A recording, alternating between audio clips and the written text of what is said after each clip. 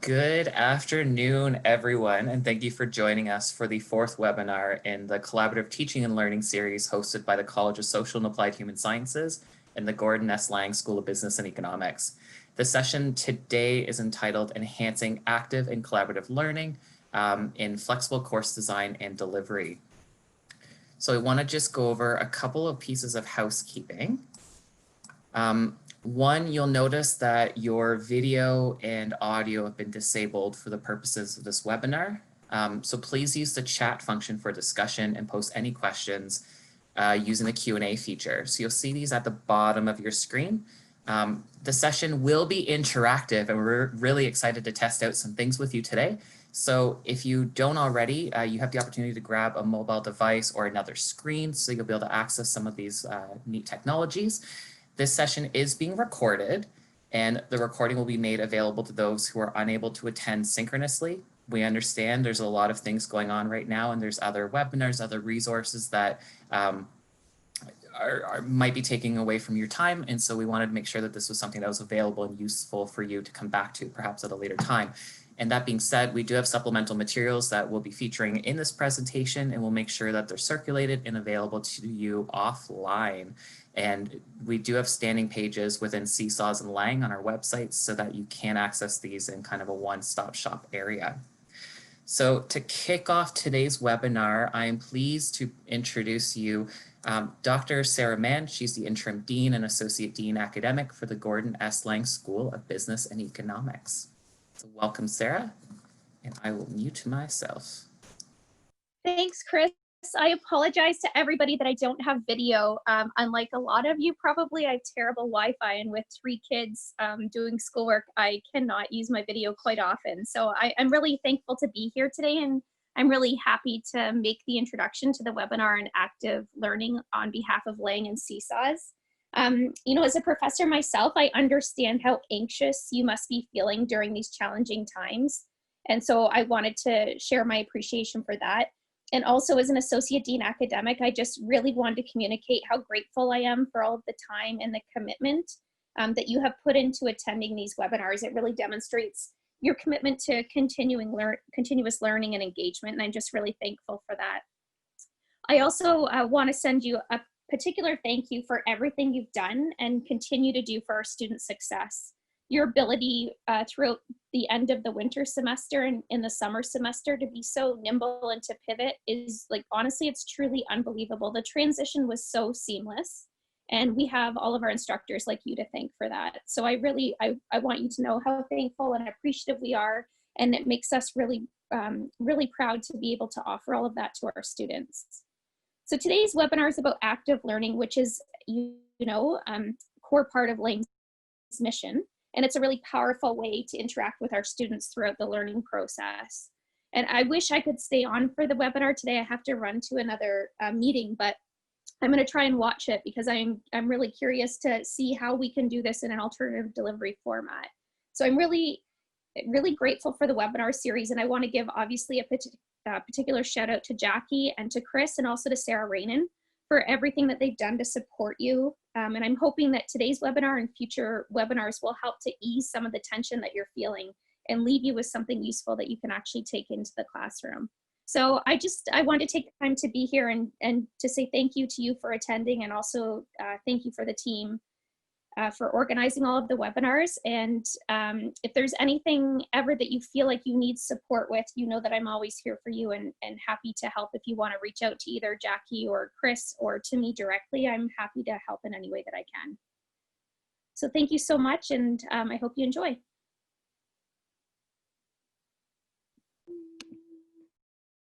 Perfect. Thank you so much, Sarah. Really appreciate that.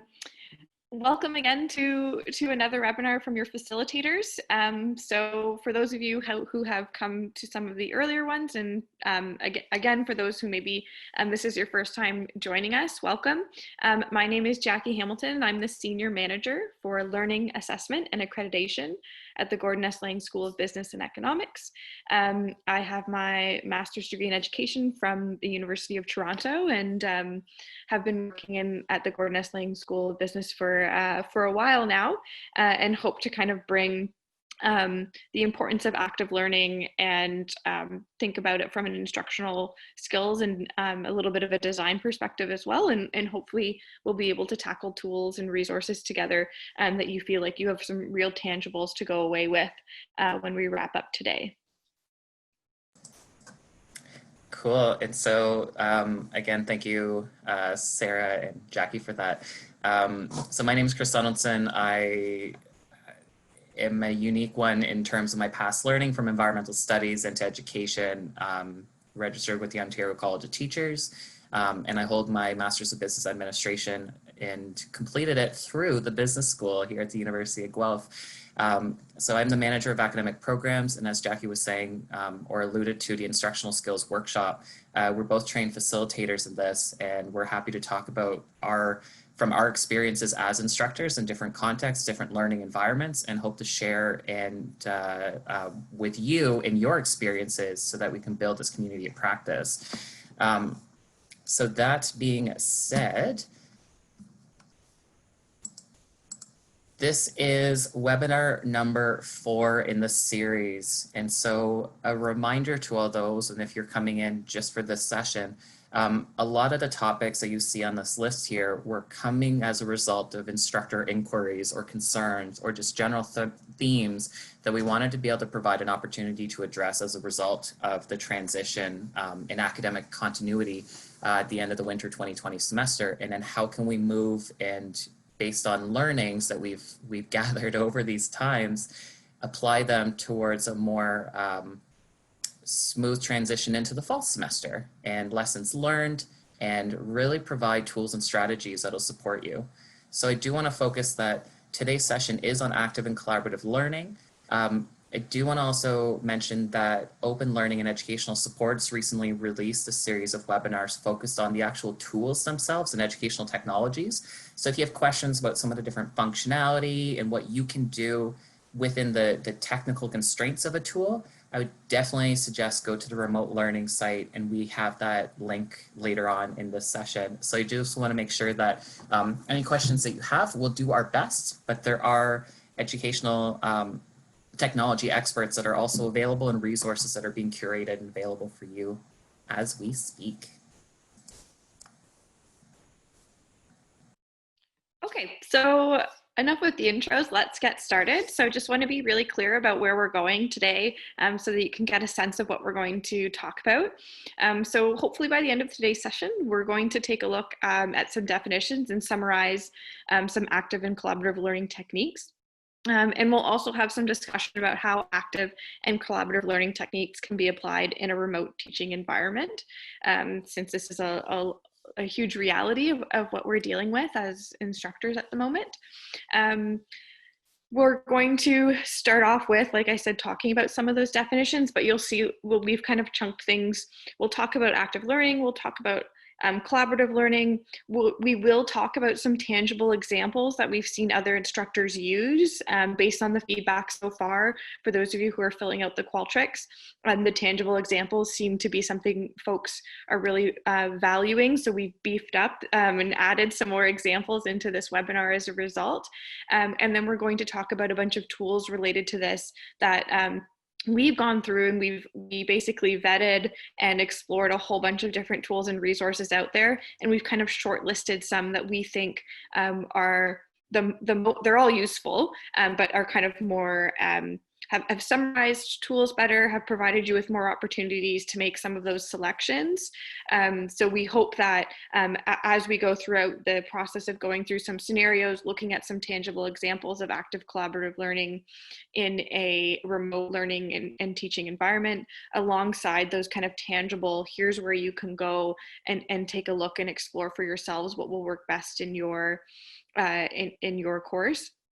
We hope that format works well, but just to give you a bit of a kind of a broad agenda about where you think we're going. And a reminder that we're trying to make today interactive, given that this particular session is about active and collaborative learning techniques. And one of the things I hear a lot when facilitating conversations about active learning, particularly with faculty, where we're often lucky in that we have a smaller group of instructors in a face-to-face environment, one of the things that I hear repeatedly is, well, this is great that you're doing this here and that you're modeling this here, but I could never do this in my class. There's too many students.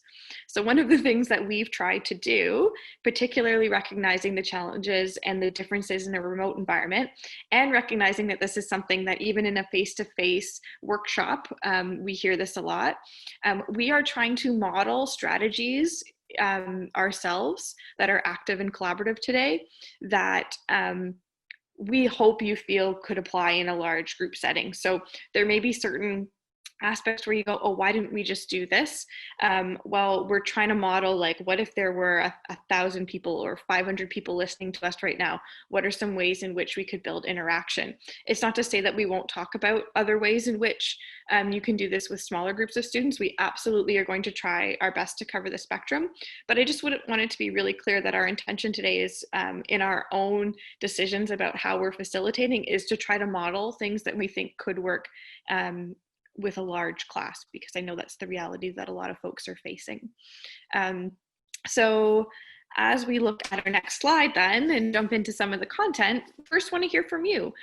What does active learning mean to you? So we're going to flip the screen share and put up a Menti poll. And I would ask that whether it's another internet browser or your phone or whatever it may be, if you go to www.menti.com and enter the code that you see there, that just disappeared, but we'll get it back up in a moment.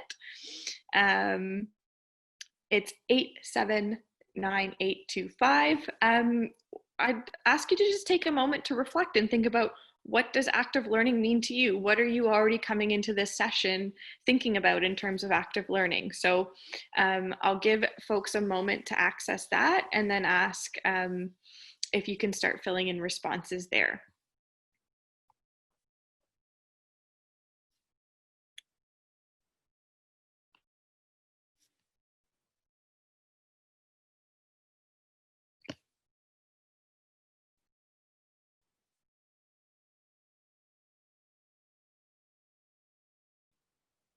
Great, looks like responses are coming in.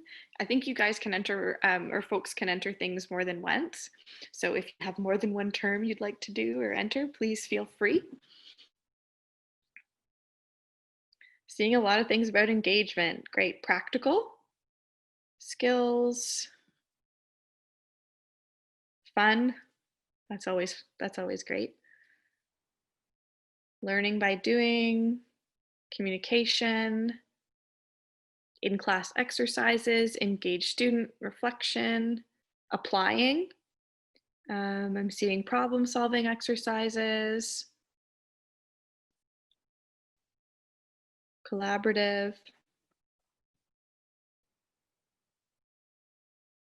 student-centered, listening with whole body. All right. Okay. So I'm assuming some of you just don't want to enter, which is totally fine.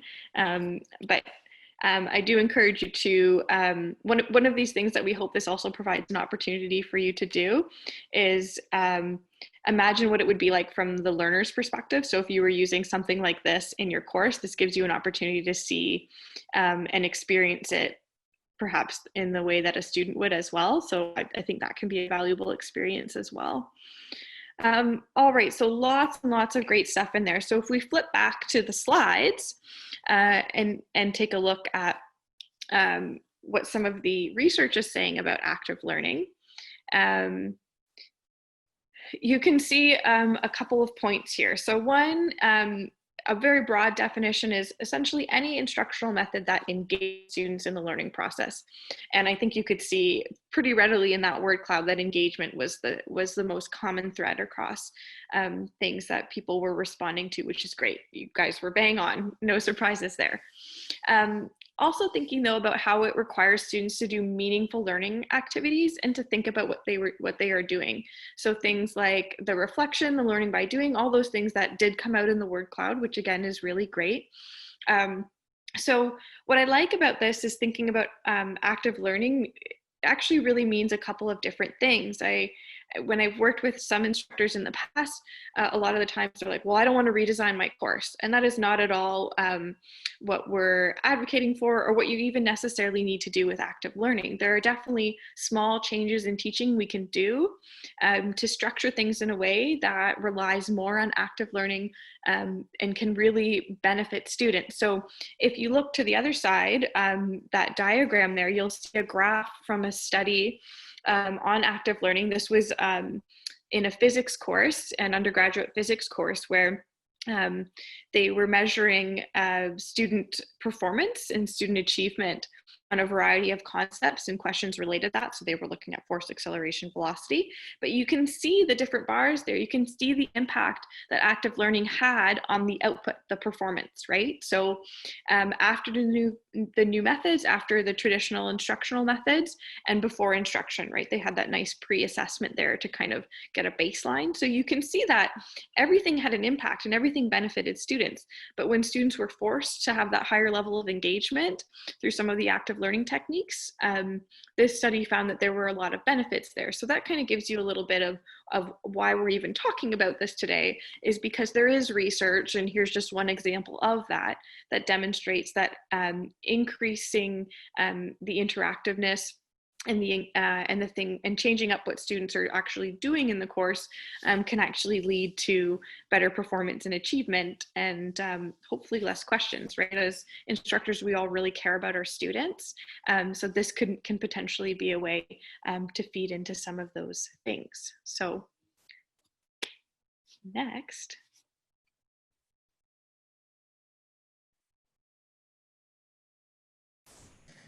All right, thanks, Jackie. So we know that you've experienced menti.com already. You looked at the word cloud. We want to show you something else within that kind of suite of options, and it's actually directly relevant to the content we're talking about today. So I'll switch my screen over, but if you can pull up your device or your screen and go back to menti.com, we want you to reflect on how comfortable are you in facilitating active learning in your regular classroom environment or in general. And so I will switch my screens again. And so on the screen, you should see a new code now available. The code is 200395. And you have a sliding bar that you should be able to see if you're using your mobile device in particular, that you can swipe across from not at all on the far left to very on the far right.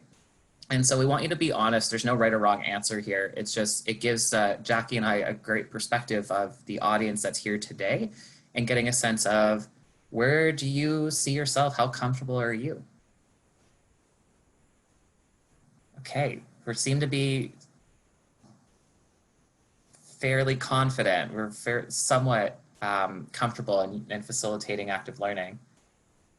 And that's pretty good. So as you can see, and something to consider perhaps with your own students, is something like this is a great activity that you can do. And I'm happy to walk you through what the steps are to do that within menti.com at a later time. So we seem to be static around that kind of 3.9 out of 5 on comfort level. So folks are fairly comfortable in supporting active learning techniques. So keeping that device handy, I'll go to the next slide within Menti.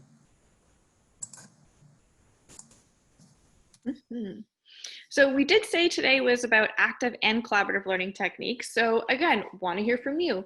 How does collaborative learning fit in? So when you think about, we asked you what you think about when we're discussing active learning techniques. Curious how folks see collaborative learning fitting into that. So on your devices, which you should have handy, feel free to enter what comes to mind when you think about collaborative learning, what might be different about the term collaborative learning that makes it separate or distinct, even if there's of course alignment with active learning. So I'll give you a few moments to reflect and start to populate your responses in Menti.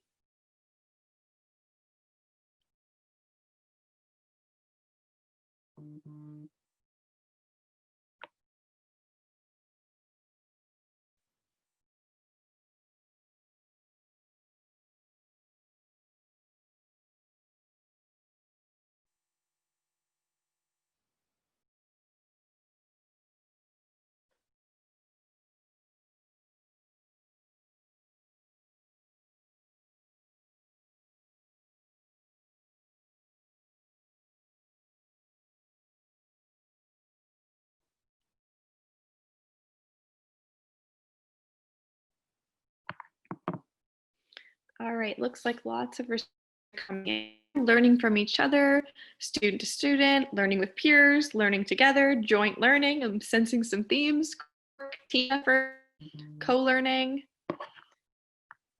problem solving, cooperative, peer communication, valuable. That's always good. Yeah, co-learning coming up a lot. Challenging, totally fair. One component, yep, definitely one component. Discussion. All right, so lots of great information there about collaborative learning, and I think you have all very quickly picked up on some of the distinctions, right? The idea that collaborative learning is looking at maybe some of the organization of groups and of people, and how we see collaborative learning fitting in under the umbrella of active learning. So if we flip back to the slides, we'll take a look at, again, the definition that comes in from some of the literature.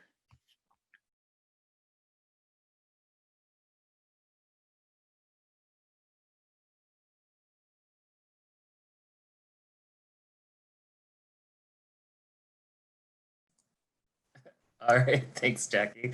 So it's great to see kind of the comparison too of some of the ideas that came up in the collaborative learning word cloud as compared with the active learning word cloud that we did initially.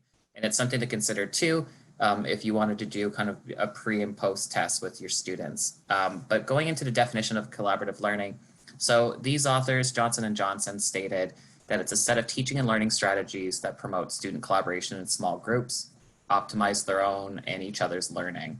So within the definition itself, collaboration, the engagement with each other's. An interesting note about this definition is in small groups, and I would argue that it doesn't necessarily have to be in small groups. We can do large scale collaborative learning, but also as Jackie was saying, collaborative learning is just one type of organization of active learning.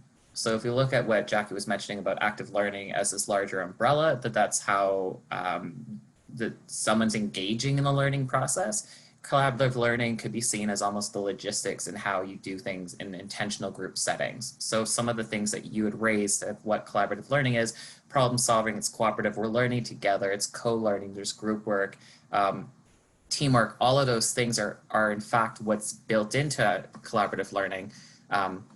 And now we want to look into some of the benefits and the challenges, because we know you can't just pop it into your course and run with it. So Cornell University did an examination of perspectives from instructors and students based off of what they perceive to be the benefits of what's using collaborative learning techniques with your students. So the benefits, you can see some are listed there, and just want to highlight a few of them. So the development of higher level thinking, oral communication, self-management, and leadership skills. So these are kind of higher order. If you're looking from an alignment perspective, if we went to the university's learning outcomes, these kind of fit in very well with the demonstration of the achievement of those. Student-faculty interaction. So some of this really comes down to the intentionality behind how you've developed and designed the use of any of these CL techniques. How much engagement do you want to see? And we'll talk about all of this later. And then preparation for real life social and employment situations. This was something that was present in that word cloud. And I still have it up on my screen over here. And that's where he said, like, this is mimicking workplace environment settings. This is something that's directly relevant to the outside the university context. So using the chat feature in here, I'm wondering, are there any other benefits that you would find of using collaborative learning techniques in your own classroom environments? One of our goals, and so as you're doing that, one of Jackie and I's goals of this too is that we'll be able to export the chat function or the chat summary from this webinar, and then we'll be able to synthesize a kind of a one-page response of any additional content, the value added that you were able to bring to this, so that we can then share those responses back with you when the recording is available of the webinar. So if you do have any, the chat is open.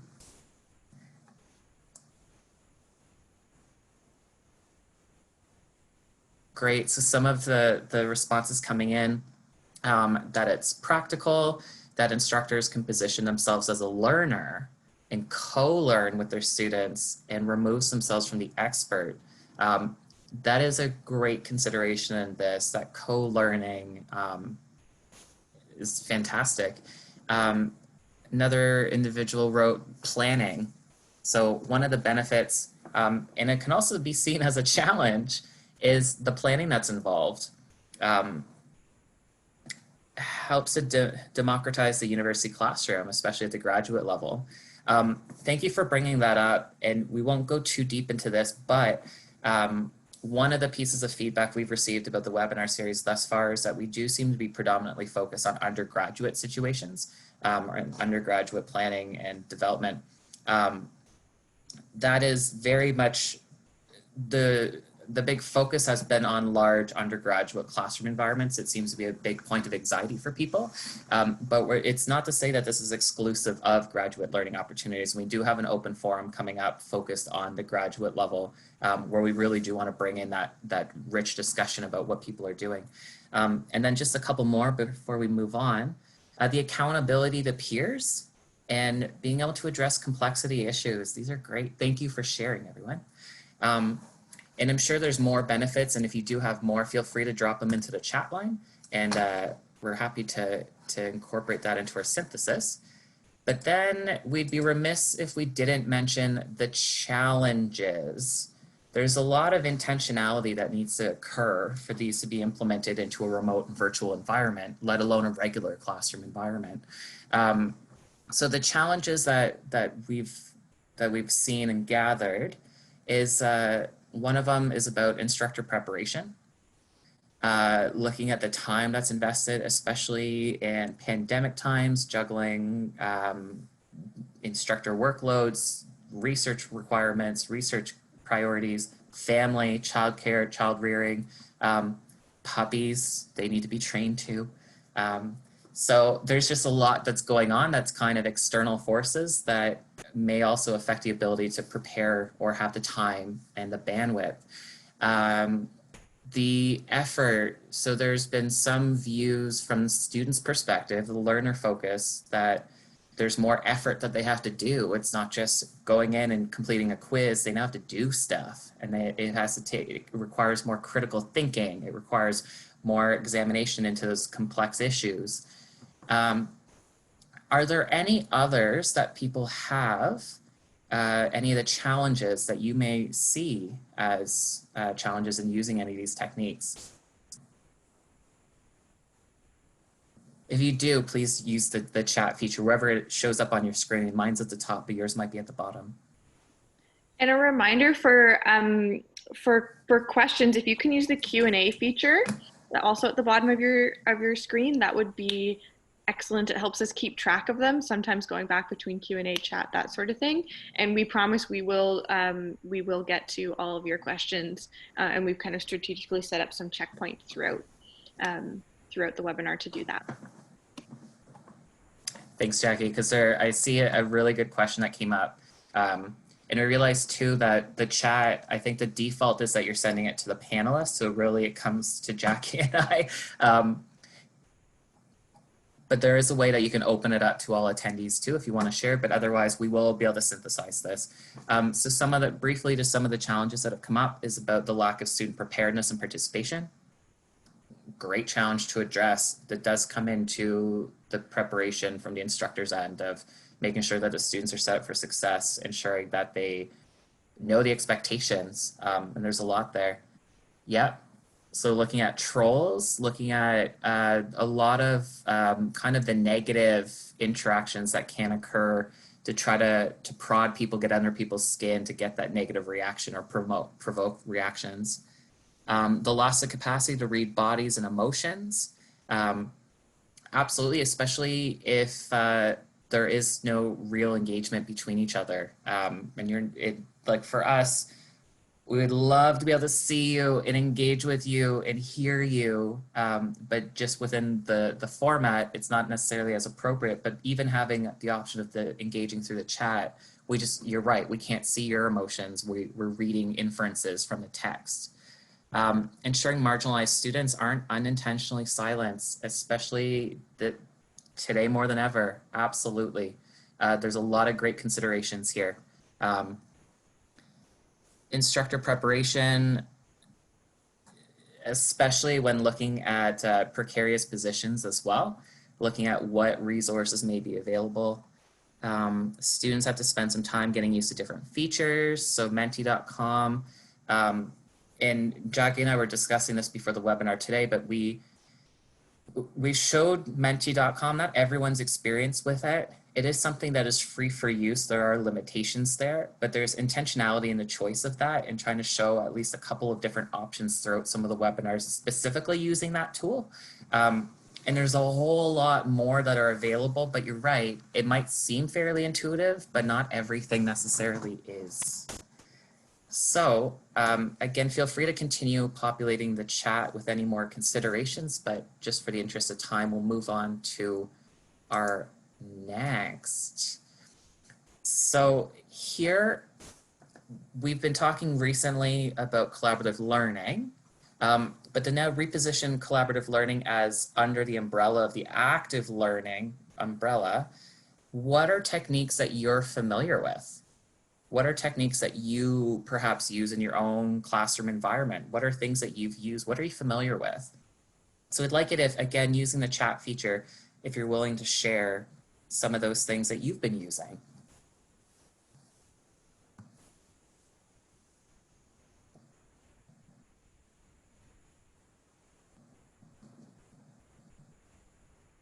Great, some of them are coming in.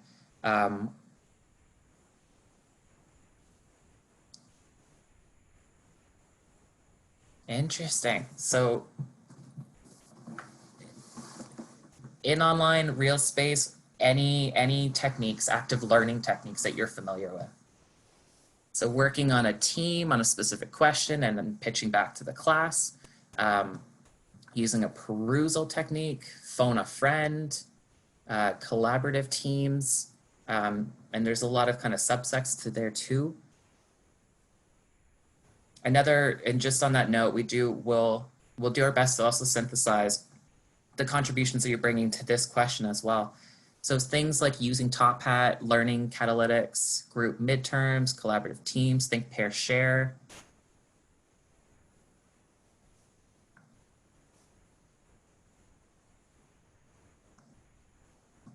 Any last thoughts? Polling tools, use of Microsoft Teams to share files for group work. Yeah, so we do want to recognize we're using Zoom right now, but there are plenty of other opportunities, Google Docs, Microsoft Teams. Microsoft Teams in particular is one that does integrate into OneDrive. So from a file sharing security standpoint, I know CCS will definitely support that approach. All right, thank you everyone for sharing collaborative projects, presentations, writing and video making, podcasting projects, using the whiteboard and virtual classroom. These are great techniques. All right, I'm going to hand you back to Jackie to take us on into a deeper dive into the techniques themselves. Awesome. So I tried to pull together a brief list to show some of these things, and a lot of them have actually already been mentioned, which is really awesome. I'm not going to go through and read all of these to you and then tell you about each one. I think we have some resources there for you to explore and see what might work best for you. Some of them have come up already. We heard think, pair, share, affinity grouping, clusters, dividing and conquering content. I imagine that there are a lot of these types of things that you're doing when students are breaking out into smaller groups, maybe some problem-based learning, the surveying, right? We heard from the polling, a bunch of great ideas, but kind of wanted to pull together a brief list. And if you look at the next slide, we have some techniques continued. Thinking not just about kind of from the collaborative learning perspective about how you organize groups, but also how you organize and how students go through content. There are things you can do with the content that make it more active. So having things in timelines, hierarchies, concept mapping, different types of matrix, 1-minute papers, muddiest points, all these kinds of things can really support active learning in a way that you can do in different environments. And it doesn't always necessarily have to be, all right, we're going to sit here and there's going to be some silence while you do X. You might include active learning techniques in the ways in which you ask students to move through content. So maybe there's an informal quiz that they do every week and they actually have to concept map something for you, a concept. Maybe you ask them, maybe you divide them into groups and you ask each of them to do some type of matrix or chart or table about the concepts, right? So then you kind of combine strategies. You've asked them to divide and conquer around some techniques in smaller groups, and you've asked them to develop a concept map or matrix. So what's really great about these active learning techniques is you can layer them depending on what you want, right? So maybe before they leave the class, you ask them to predict a test question, or maybe that's just a question at the end of a quiz that's not for marks, and you kind of ask them to guess what might be on the quiz. It might even then give you some resources to go back to and say, I'm going to give them a practice quiz, and they've actually written some pretty good ones. I'm going to use some of the questions students generated in order to help facilitate them practicing leading up to different tests and assessments, that sort of thing. So I think most important then is, if you look at the next slide, thinking about how we do it properly. What does the literature say? And I'll share from some experiences as well, and hearing from other instructors. Hopefully I can kind of pass on some of the themes.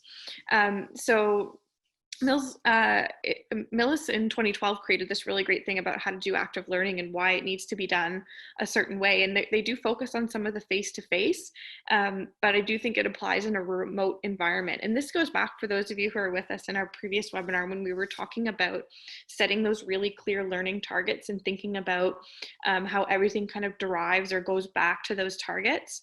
It really highlights the importance of aligning the activities to outcomes and assessments. And the example I used a couple weeks ago was how if you were teaching somebody how to drive, you wouldn't necessarily say, read this book, you're good, right? You would definitely want them to practice actually driving, maybe in a safe environment before they were on the road. So that's a really great example of how important it is to think about the selection of activities in alignment with your outcomes and assessments. So sometimes we have preferred active learning strategies, we have preferred techniques that we really like, but it really is important that those come back and align with the purpose and the target. And sometimes when activities don't go the way we thought we would go, sometimes it's because it's new, we've taken a risk, we've tried something new. Sometimes it's because the activity would be better suited for a different type of content. So really thinking about the alignment there is really, really valuable. The second piece is building consensus around the value of those activities. There was a really interesting survey done out of Harvard about 1.5 years ago that looked at what students thought about active learning activities. And they basically found that without the opportunity to talk about the why they were doing that, some students failed to see the value. But when the instructor took the time to say, hey, we're doing this and this is why, and this is really applicable to future courses, it's a life skill that you're going to need to be able to work in groups about this. You know, if it's an accounting class or if it's a nutrition class, you know, your future career is going to be, you're going to need to know how to work well with people. That's why we're doing this. They just found overall that there was a lot of success when it came to the student learning outcomes and how well they were performing. And the final piece that's really, really important is also debriefing.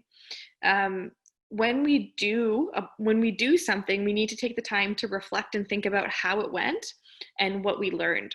So offering a very brief way for students to actually debrief about whatever experience they've had is really, really, really valuable, because that's actually where most of the learning comes from. They do it, but without reflecting, a lot of those learning gains are very, very short term, and we find that they often disappear.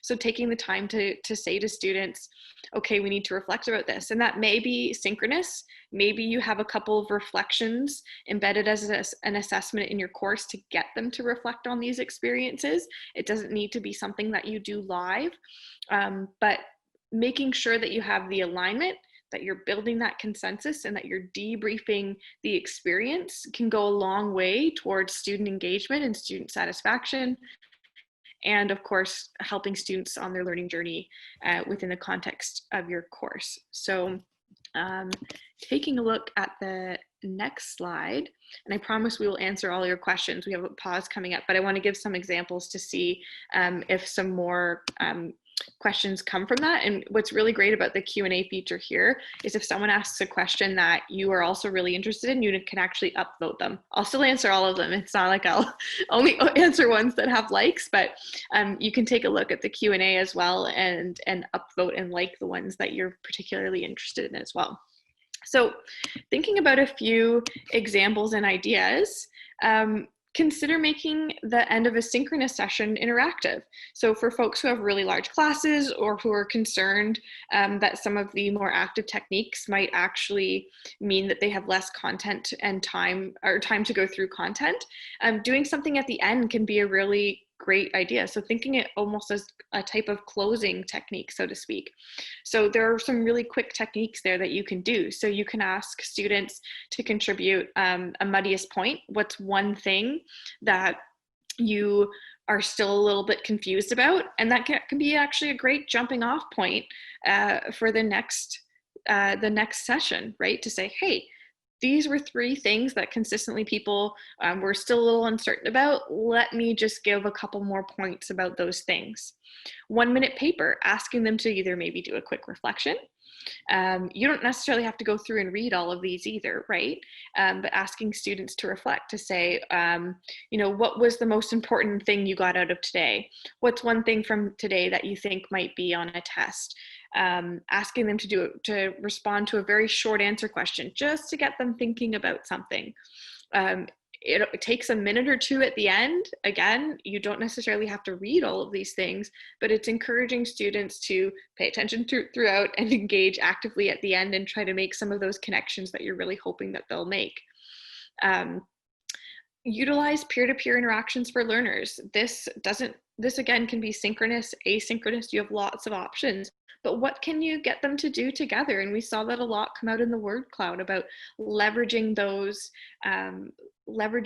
peer-to-peer opportunities, particularly in a collaborative way.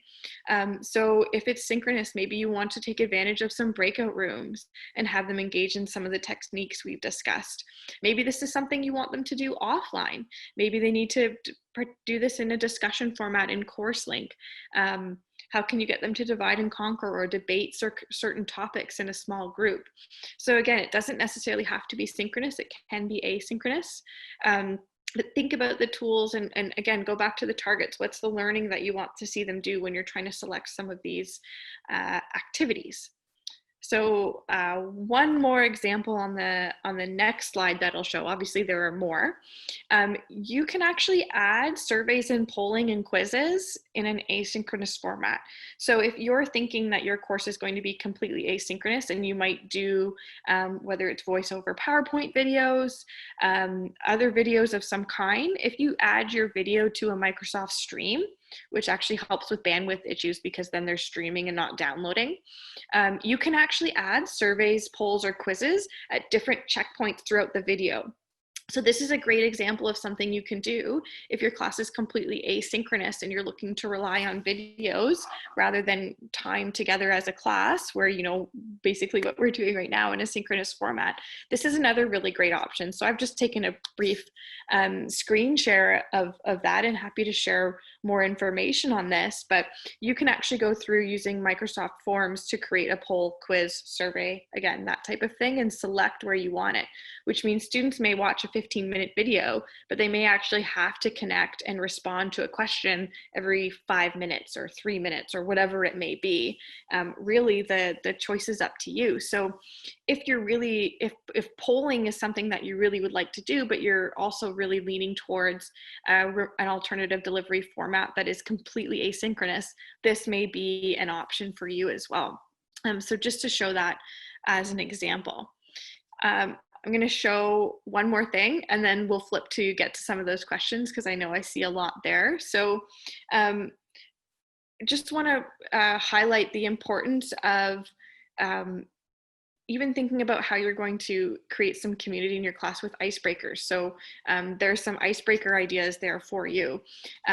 We've heard a lot and had a lot of questions about low bandwidth teaching and learning. There's a great open access or open educational resource on how to decrease the bandwidth of your activities in a variety of formats. There's an online learning environment, open educational resource text as well, that we think you'll find really valuable. But I'm actually just going to show you a couple of these pages, because this is where, when I was saying at the beginning of the webinar that Chris and I had gone through some different tools and resources that we think are really nimble and really user-friendly. I'm just going to show you a few of them before we get to the Q&A, because there's some that I'm definitely really excited about that I think you'll find useful. So one of them is this University of Georgia resource, and I'm just going to confirm with Chris that you can see. My screen share worked? Okay, there's nothing worse than talking and then no one can see anything. So it's okay to check in with folks and your learners to make sure that that's happening at the start. But one of the things that I absolutely love is this University of Georgia resource, and it's something actually that I hope to adapt into a University of Guelph context someday in the future. Just ran out of time, but they have this online guide to selecting active learning techniques. So if you actually go through, you can select the active learning that you want done. So do you want them to do something individually? Do you want them to do something in a group? So you can select. You can select your enrollment. So let's say we have a large class.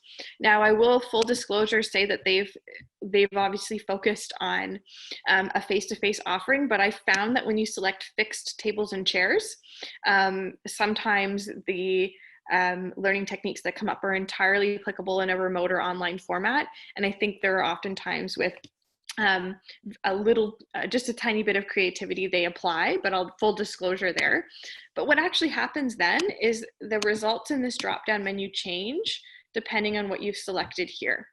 So that's really awesome. So here they're saying, well, if you want to do them something on their own, there's information on reflective writing, problem recognition tasks, different checklists, empty outlines. So let's say I like empty outline. That's something that I think can be used in pretty much any discipline.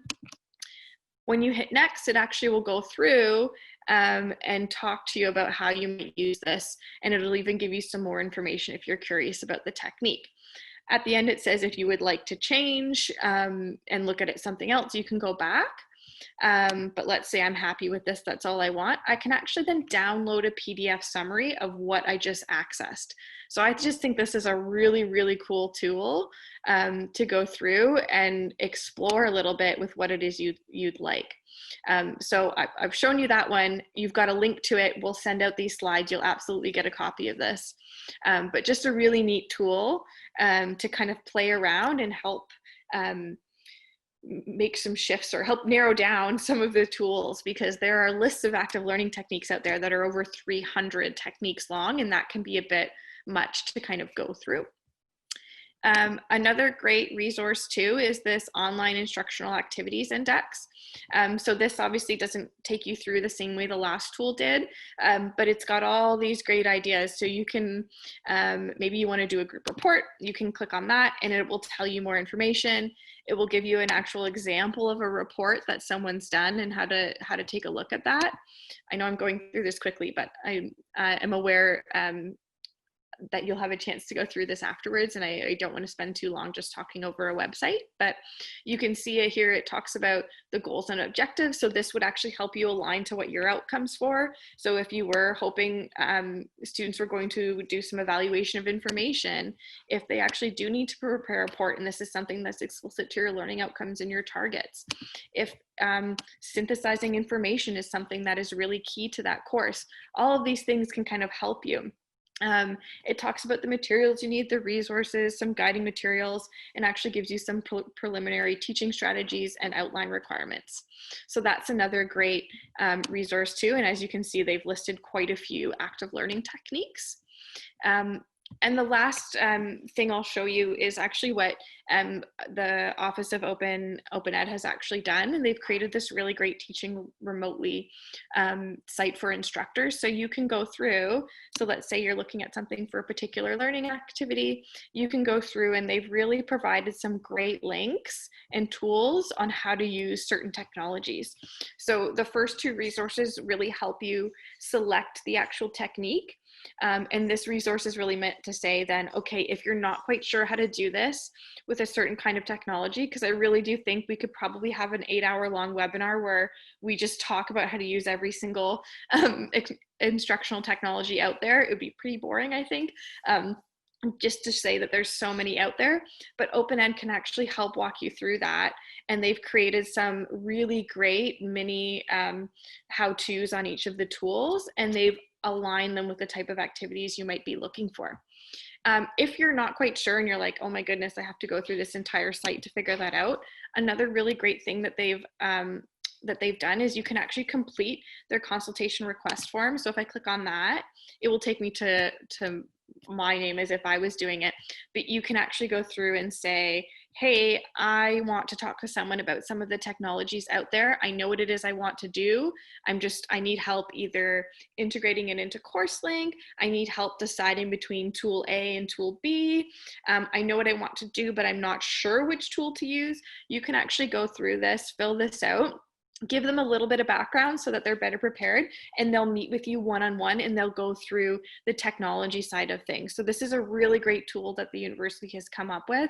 And they'll get, I've heard they get back to you fairly quickly, recognizing that of course they've got lots and lots of questions coming in, but this is a really great resource for you as well.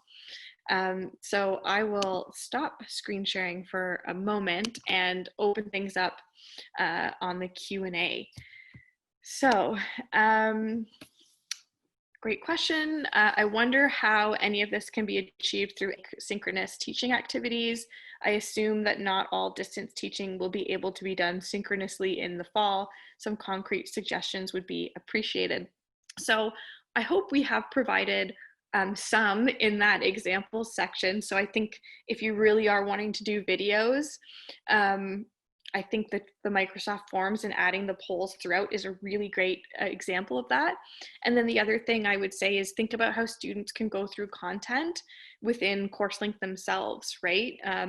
Is there a quiz that they do every week and you ask them to do some reflection in there? Thinking about how not everything necessarily has to be fully graded. I know it's, there's a lot of talk of like, well, will they do it if it's not graded? That's totally valid, but I think when you incorporate it as part of like, here's what you need to do this week as a learner, when it's in an asynchronous format, if that becomes something that they do, then you're kind of encouraging to do those things in an asynchronous way. So I do hope we covered some of those in the examples, but if there are follow-up questions to that, please feel free to continue to prompt us and we're happy to go into more detail. I just recognize that we ended up covering a little bit of that, but excellent question, because not everything will be synchronous, nor can it be, nor should it be, I would argue. It's all going back to what you want to do as instructors in your own alternate delivery format. I don't know, Chris, if you want to jump in with the next one, or do you want me to go? Either or. So one of the things that we do want to share with you is there are lists and lists of active learning techniques that are available, and some of them I would say are good to take the opportunity to pause and reflect on what they are, because I've got a list open on one screen that literally has hundreds of different techniques, including jigsaw and affinity grouping. So one of the resources I will be able to circulate to you has been curated by different experts in these fields. Like one of them for jigsaw, for example, typically it's you form different student expert groups. And if you're going to do it in an online environment, something like using breakout rooms, whether in Teams and Zoom, whatever, but you can have those mini groups become experts on one particular part of a process or a task. And then having those expert groups intermingle to form these new kind of master groups where now they're actually learning from each other, they're co-learning from each other, and they're sharing that bit of expertise that they've gained from their expert groups in. There's a lot of these different techniques, and it's being adaptable, flexible, and creative in how to put them into an online environment. And so the other one with regards to affinity grouping, one way that this has typically been done in a face-to-face environment is using post-it notes and then doing kind of a group brainstorm. And then you're through the process of the affinity grouping process, you're getting folks to actually vote and refine. And in the end, you now have a concise list that they've come up with from very high level thinking and ideas. If you're doing that in a remote environment, you could be using something like the whiteboard tool in Teams or in Zoom. And a lot of these tools are rapidly adding additional features. So that's why I was glad that Jackie redirected you to OpenEd's CourseLink support folks that could really drive down into the actual tools themselves. But really it has to come back to, there's a ton of different techniques. It's coming into selecting them that's appropriate for the alignment with your course goals. What is it that you're hoping to students actually achieve? Let me see. Yeah, and just to build on that too. So another way that I've seen Jigsaw done, because I know sometimes hearing some examples is valuable. Another way I've seen Jigsaw done is in social sciences or arts context, where if you have different concepts or if you have an event that happens. So I think, for instance, in a history class, maybe you're looking at a specific war, and you've got the different stakeholders or groups that participated in that war. Each group individually takes a look at what it was like from that perspective, and then one person from each group comes back and they kind of discuss the war. I don't know why I'm using war as an example, but the war or the event together, and they've each had to look into a different perspective, and they kind of are asked to take on that way of thinking, that group. You can also ask them to look at a particular theory, concept, whatever it may be, and ask them to actually look at that from different perspectives. So maybe there's an event. I've done this one in my class before, actually, where I've said to them, all right, look at concept X or imagine X happening, and now we're going to look at that from a social historical context. So what would someone in 2020 think about this? What would someone in 1950 think about this event? What would someone in the 1900s think about this event? What, like, etc. I won't go through, but I've actually asked different groups to look at the same event and talk about the social historical context, and then done a debrief with that as well. So there are lots of different ways to do the jigsaw, but it is a form of problem-based learning. And then affinity grouping, just to give it a little bit more of a definition.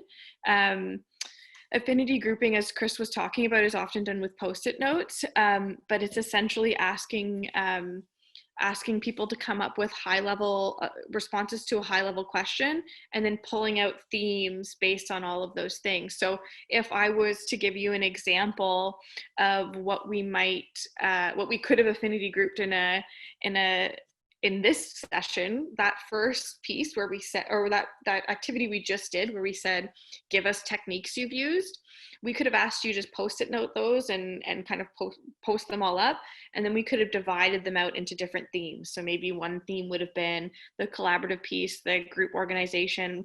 Maybe one of them would have been different ways of organizing content. Maybe one would have been great things to do right before a test, right? There are different ways you can pull things out thematically. So that would just be kind of an example of affinity grouping that we could have used here, to give you a little bit more of a definition around that. I hope that helps. And I guess to go one step further before we'll move on, is that, so as Jackie was giving those kind of examples from the jigsaw perspective, jigsaw is one technique, but it doesn't mean that that couldn't spill over to being a group debate, especially if you're looking at social justice issues and you wanted to do something intentionally that encouraged students to critically examine realities that we're facing today, in the past, in the future, and use different mediums to accomplish that. Whether it's using discussion forums within CourseLink, whether it's engaging in real-time seminar formats, it's really we could, as Jackie was saying, we could spend hours looking at the different technologies. We could spend hours looking at the different creativity and different ways to apply different techniques in different scenarios, especially with social justice. I like that that question did come up. This is one that I would push back, not push back.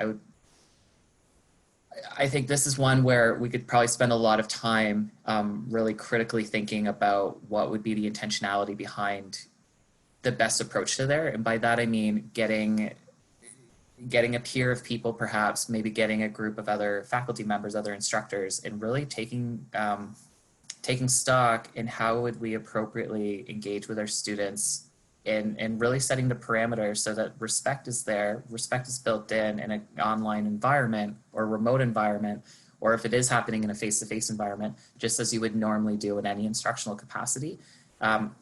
So there are a lot of considerations, and we'll see if we can get back to it. But one of the big constraints that I think was also echoed in some of the chat was with regards to the next slide. And so and I see some questions are popping up, and we'll try to get back to it. Just want to make sure we give you some of these other strategies and resources. So up on the screen, what you'll see is known as the bandwidth immediacy matrix. One of the recurring themes that have come across my inbox, and I'm sure Jackie's as well, is a lot of instructors that are concerned about bandwidth. So not only just time, but the literal technology bandwidth, that internet connection, and how can you ensure that it's equitable, especially in rural and remote environments. So even looking at when Dr. Sarah Mann came on, her video wasn't enabled because of a poor rural internet capacity at this time. So these are realities that we're facing. So now think about how that impacts communities across that are engaging with us, our learners, and how they're experiencing things. So you can see kind of the matrix goes from high to low bandwidth, and then from immediacy to low immediacy to high immediacy. So something like we're doing right now, engaging online together, would be an example of more of a high bandwidth, high immediacy. It's in real time. Those video conferences, audio conferences, Zoom meetings, webinars, it's all those things that are happening in real time. Unless you're watching us asynchronously, then you'd be moving more towards that low immediacy. So what I mean by here is there's different aspects of considerations of whether things need to happen synchronously or asynchronously, and how can we be flexible in offering opportunities for our students to engage with the subject matter and engage with each other and engage with us. So something with lower bandwidth and lower immediacy would be something like using the course link discussion boards, adding in different kind of those static elements of an email exchange, different readings. But you can increase the immediacy by having collaborative documents. So having, let's say, as students were working in groups on a particular, let's say a group midterm, I saw that come up in the chat, that they can be engaging. It doesn't have to be from 1 till 2. It could be over from Monday to Thursday, that they're working in a collaborative document up in a Teams group, that it's synced through OneDrive, and they're able to use their credentials to go in, and you can see in real time or in off time what changes have happened, how are people collaborating in those documents. So Jackie had mentioned this before, but this is one of the, you'll see this particular bandwidth image from the eCampus open educational resource that she shared on optimizing and how to lower bandwidth. And so this will be included in the slides. And as Jackie had mentioned earlier, we will make sure that the slides are sent out and are available also offline. And then another thing, just with regards to taking this further, if you're concerned about the bandwidth, I know I'm concerned about my students and their bandwidth, is you can optimize file sizes. So there are options, and there's a lot of tutorials that are available on how to optimize everything from your video file. I know it's great to have that 4D, that high definition video, and it could be an hour-and-a-half lecture. You spent a lot of time, it's great video quality. Another option is to also reduce the file size so it takes less on the actual download, the actual Wi-Fi, the actual bandwidth of the student.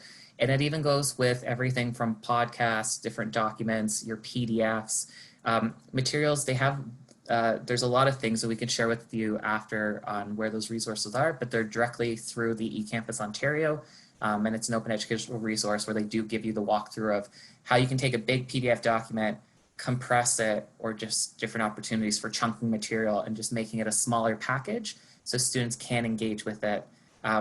And we're not saying you need to go asynchronous. We're not saying you need to go synchronous. We're saying considerations about bandwidth are a big reality, and even our interim dean in Lang is dealing with this. We're all dealing with this in some capacity.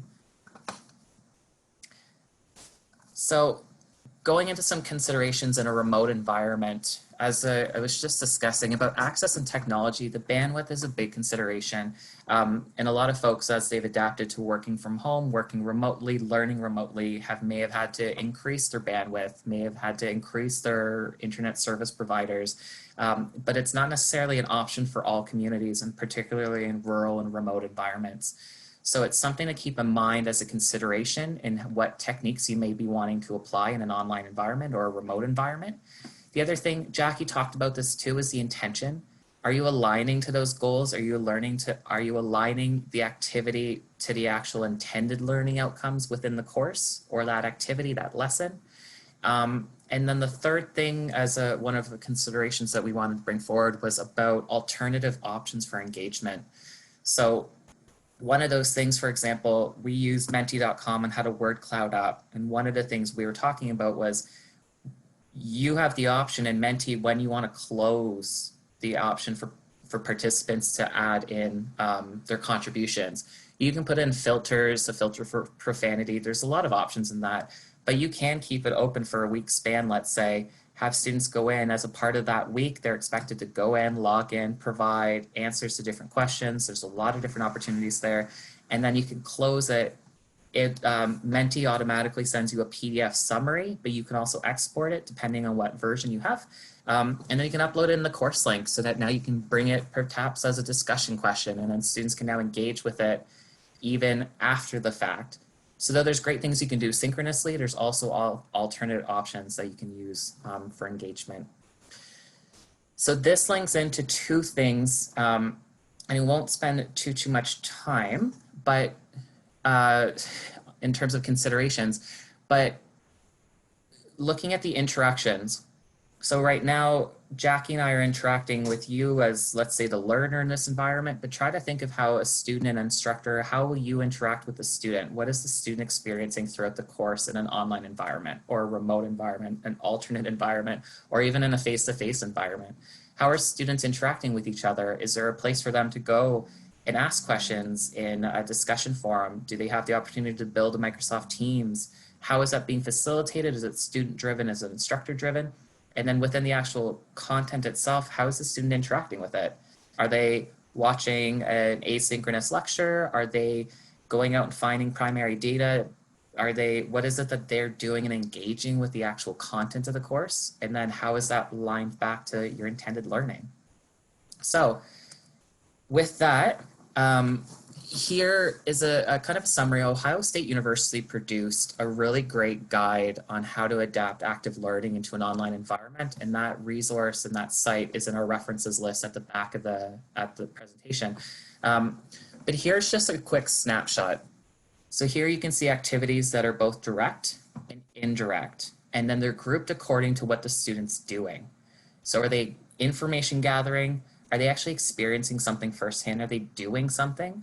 Are they observing something, or are they reflecting upon something? And so breaking it down, direct and indirect, you can see there's a lot of different examples there.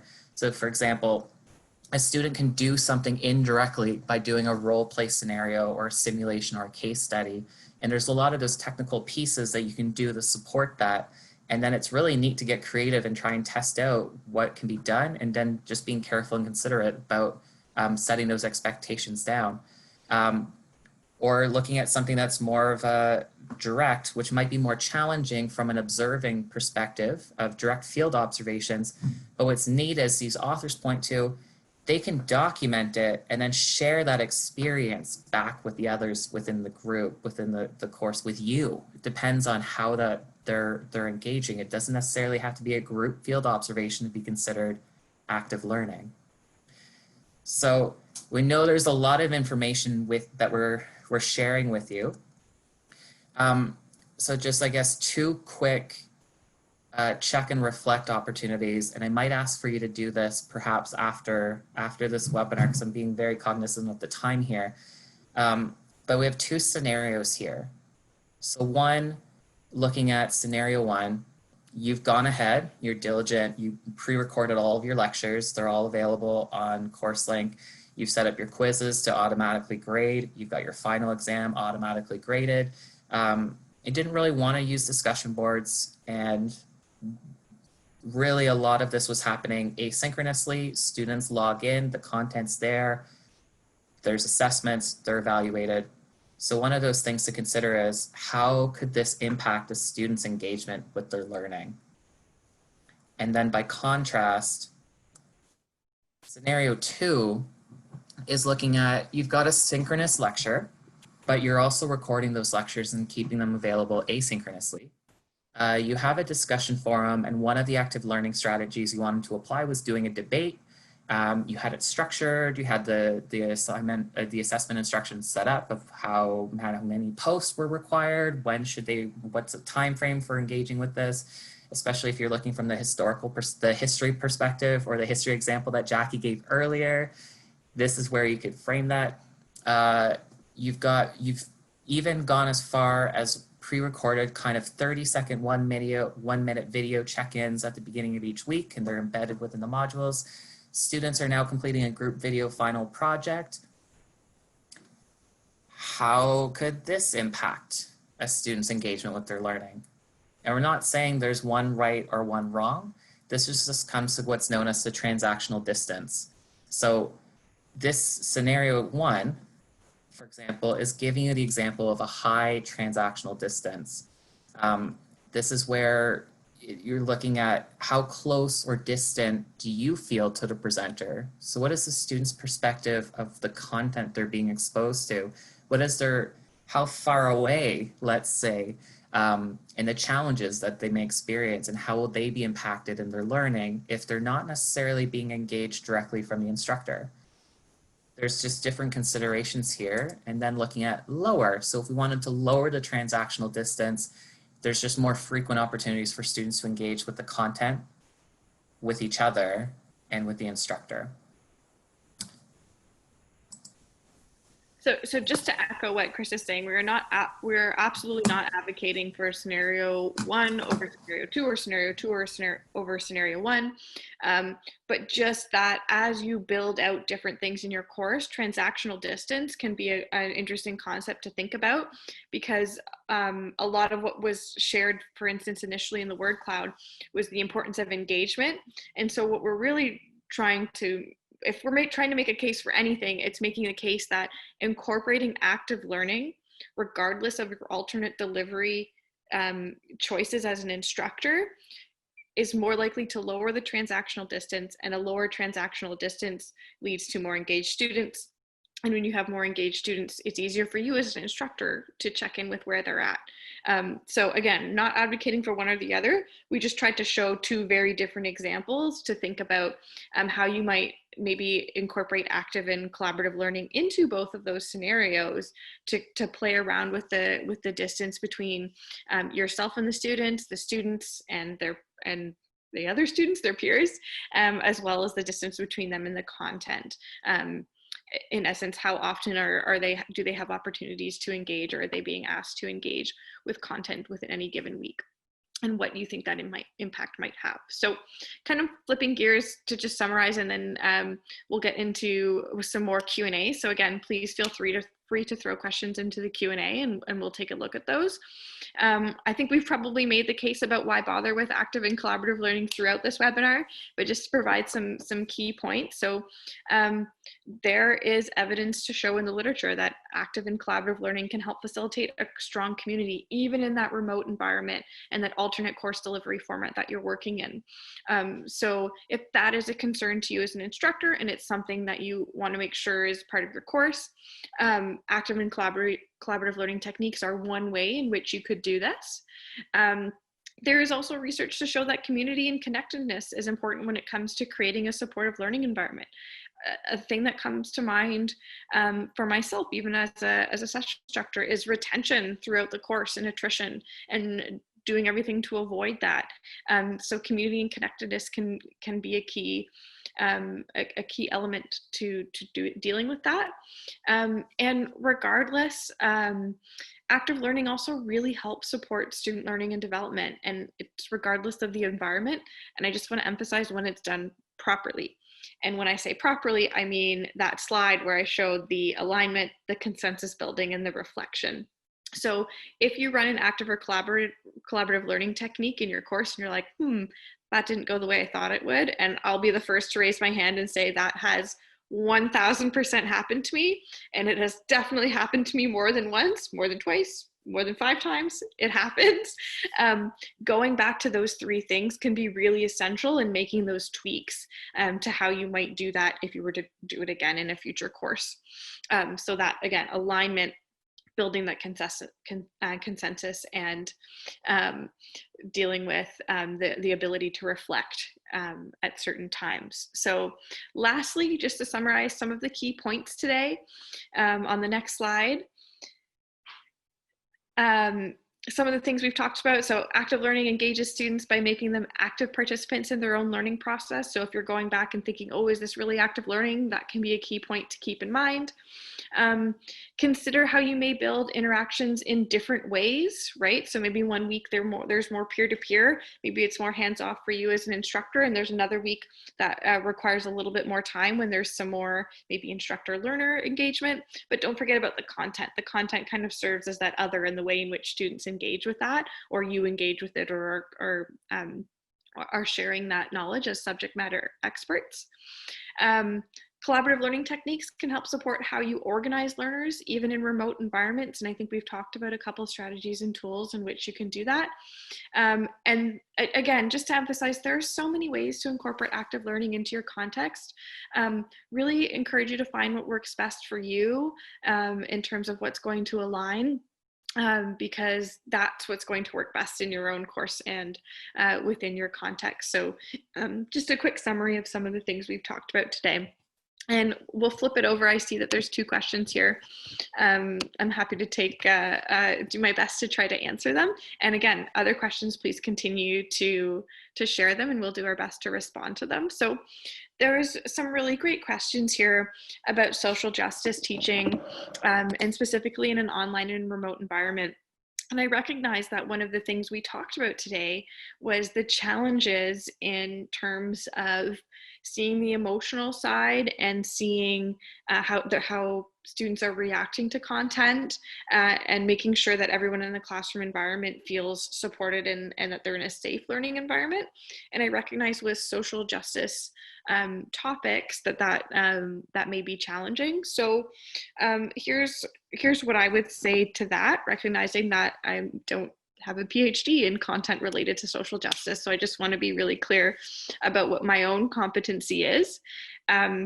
I know this may sound like something that is specific to maybe social justice courses, but I think you're seeing a lot of this being integrated more and more throughout content because it's related to everything in the world around us. And you're seeing a lot of things in the news today and a lot of activities going on in the world that are demonstrating why this is an issue that isn't just in one bucket, it's everywhere. And it's important that we recognize that.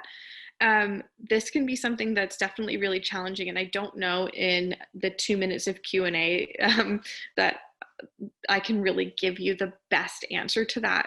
But I would say that the fact that you're thinking about that and the fact that you're aware of that is really valuable.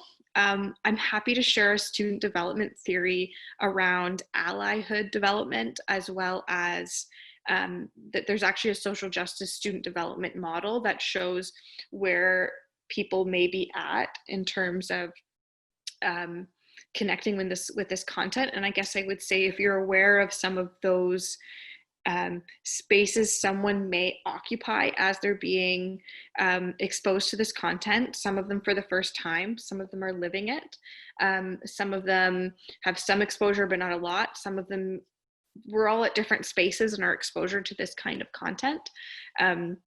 But I think if you're aware of those types of reactions, there are things you can do to facilitate in an environment in which people feel safe. And I think knowing how, with some classroom management techniques, you can then respond if something is said in the environment that you're concerned is going to make other students, particularly students that are already marginalized or oppressed, uncomfortable. I think the awareness is really key. There's a question too here about why not do a seminar on social justice teaching online specifically.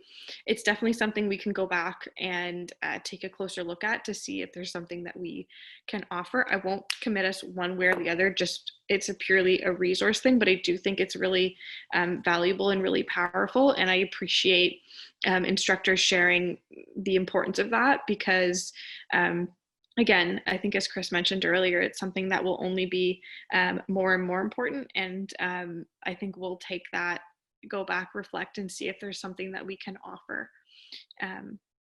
Absolutely. So I don't see other questions in the Q&A.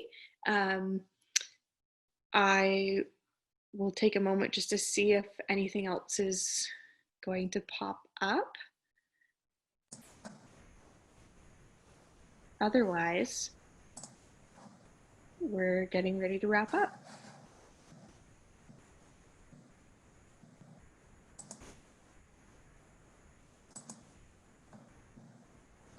All right, so if you do have any questions, do feel free to reach out to Jackie or myself or the both of us, and we're happy to engage with you further.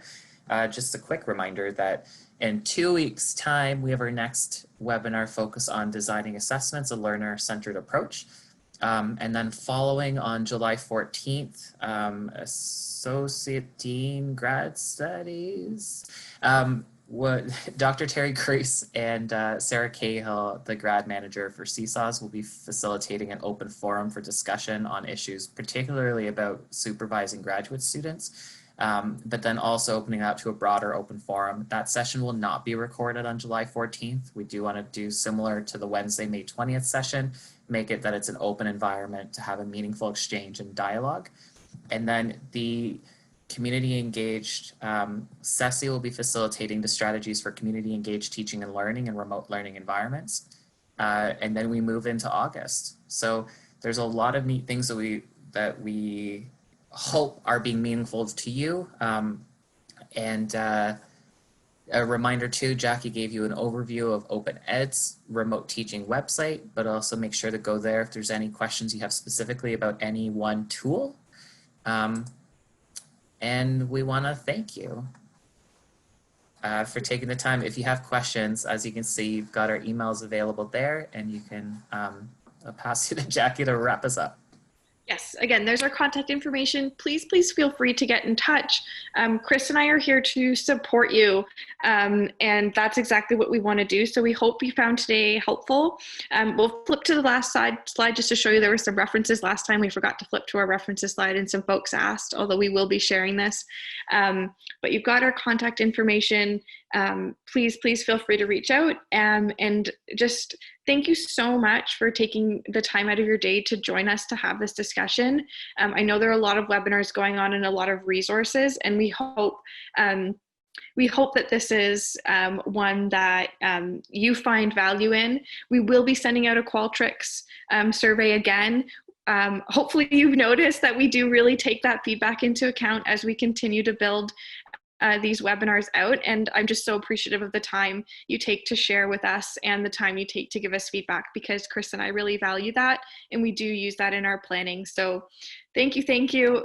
Please enjoy the rest of your day, and looking forward to seeing you at a future webinar, hopefully.